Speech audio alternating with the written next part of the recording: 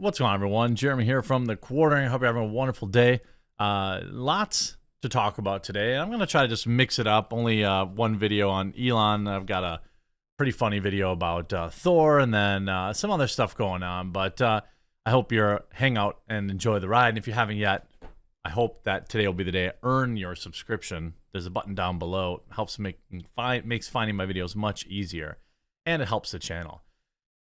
Elon Musk reinstated some banned Twitter accounts, but he drew the line at now extremists like Alex Jones. Now, I've noticed that this headline, this label has been used several times on Alex Jones. It's meant to, discredit him and things of that nature. There's definitely a divide even with people that I would consider ideologically aligned with right now. A lot of people say, oh my God, you said you were for free speech and then you're not banning Alex. Or you're not unbanning Alex. This is BS. You lied, blah, blah, blah, blah, blah, blah, blah, which I think is a huge overreaction. But also, I think Elon did not handle it well. He could have just not commented on it, quite frankly. He almost seemed to gleefully say no and then repeat his answer. I think if he had said nothing, that would have been much better. He knows anybody who takes 30 seconds and understands what's going on here. He's got a lot of controversial people to unban. I mean, he's running a poll right now about Donald Trump, which is, I think, a honeypot to find out all the bots. But he also, he just unbanned Andrew Tate, which is obviously he was, canceled worldwide. He can only unban so many people at once before, advertisers get bullied out of spending money on his platform.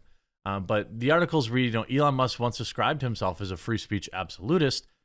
However, he has since he officially became Twitter's new owner and was confronted with the reality of the advertising market, he has shifted that stance. I think that's fair, but also time. He said he didn't believe in permanent bans. He did not say that he would unban everybody 2 weeks after taking over the platform. I think that he has to develop a process to justify unbanning, to calm advertisers down, things of that nature. And even Alex Jones understands that, and we're going to get to that in a second. So on Friday, he announced that he would bring back Kathy Griffin, the Babylon Bee, and Jordan B. Peterson as well. But Musk has indicated, actually also Andrew Tate, which is closing in on 1 million followers since his return. I don't know what he had before that. But Musk has indicated that he does plan to put parameters on the speech on Twitter. For example, one Twitter user asked Musk to bring back Alex Jones, to which Musk replied with a firm no. Now, I don't think he should have replied at all. Jones is a right-wing commentator, and obviously we know everything about him. We know that he got, sued for $1 zillion for some reason. I don't know why they even pick numbers like this, because it's not like he's ever going to be able to pay that much money. So I don't know. Musk's initial vision of an entirely free speech platform has come up against the realities of running Twitter as a profitable business. I don't believe that that's true. I think that this is the left coping. This is Business Insider. It's a garbage outlet. Because what he has to do is he can't just do it overnight, right? He has to trim all the fat, which is going to take months. Then he has to add some value so that he can push people into is charging for Twitter Blue. Once he has enough value for Twitter Blue, he doesn't have to worry as much about advertisers. So I don't necessarily think even for a second that this means he's never going to unban Alex, or that he's never going to unban. I think he's going to unban Trump this weekend. I have a sneaking suspicion that he will. And he's got every reason to now, because he's announced his presidential election. So at least he could say well, look, we can't keep, politicians banned. And he's currently winning the poll for reinstatement. Many advertisers prefer not to show ad next to content that they deem unsafe, and some major companies, including Chipotle and General Motors, have already suspended campaigns on Twitter. Losing ad dollars could sacrifice Twitter's entire business. Advertising makes up 89% of the company's revenue. So he can trim the fat. He can handle some loss. Absolutely. But he needs to build up his Twitter Blue program so that percentage is more 60-40 Twitter Blue. I think there'd be a day where Elon certainly would hope that he didn't rely at all on advertising income and that the business could run on Twitter Blue subscriptions, which I think is his plan, whether it's allowing for full free-form video, maybe it's having original content on the platform that you could pay for. I don't know exactly where he's going to go, but I think that monetizing video is his next big play, because you immediately become a competitor to YouTube. You immediately get literally trillions of impressions that you can sell ads on. And people are posting videos for free on Twitter the way it is. So even if you're making only a few cents, most content creators would be really happy with that. Well, you know what I mean. Making very little. It doesn't even have to compete with YouTube, even though he said he will.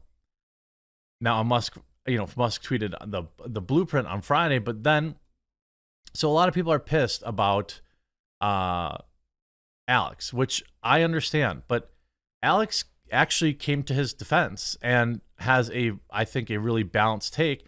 You see a lot of people, this is a thoughtful response from Alex. I think we need more of this, Alex. Alex knows choosing your battles is important in any war. You know, I think there are a lot of people that are big fans of Alex, and you know, I've got a lot of he's entertained me over the years in a lot of ways.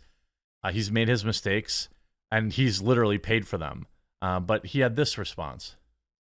Even Senator Josh Hawley yesterday brought this up to the head of DHS, Mayorkas, and said, you're helping run the censorship, and you're surveilling the American people and telling big tech who to censor.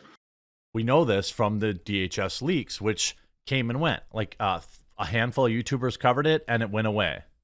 So Elon Musk has the EU threatening him not to bring back Alex Jones and Donald Trump.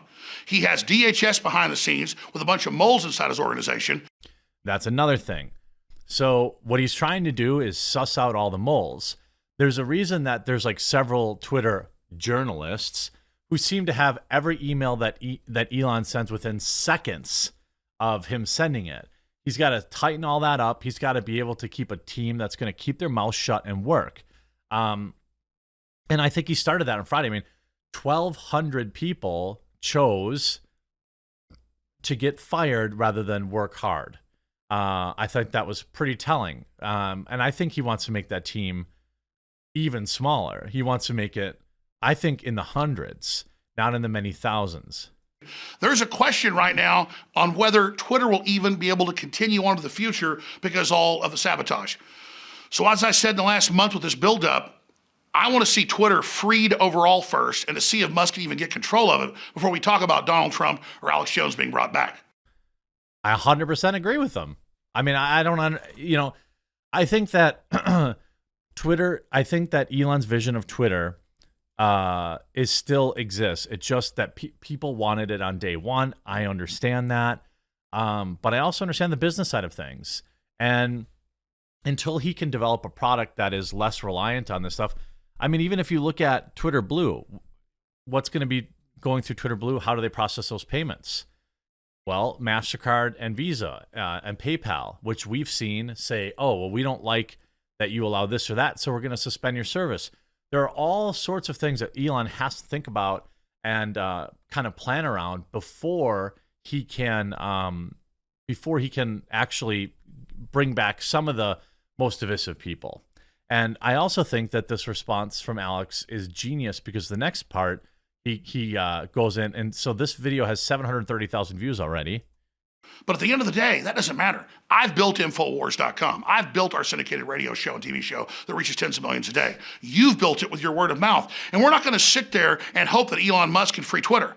We've got Rumble. We've got Gab. We've got Getter. We've got Telegram. We've got so many other great platforms, and we're going to continue to energize those and promote those and get those out to the world. Just because there's tyranny at Twitter and tyranny at Facebook and tyranny at Google and tyranny at Apple doesn't mean we can't build our own system. Genius. I mean, 1 million people just heard where to follow him, very smart. That's the reason Joe Rogan went to Spotify when YouTube, owned by Google, was trying to censor him a few years ago.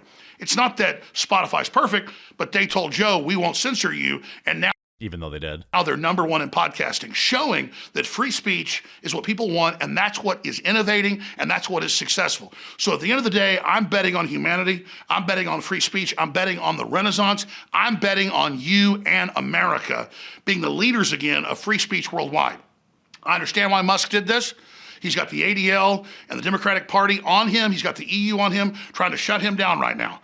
So don't put all your eggs in Elon Musk's basket, but support him trying to free up Twitter, and don't blame Musk at the end of the day because he didn't bring me back. I'm the most controversial figure in the world because I'm the most threatening to the New World Order. So don't expect him to bring me back day one when he has to first get control of the platform before he can even think about that.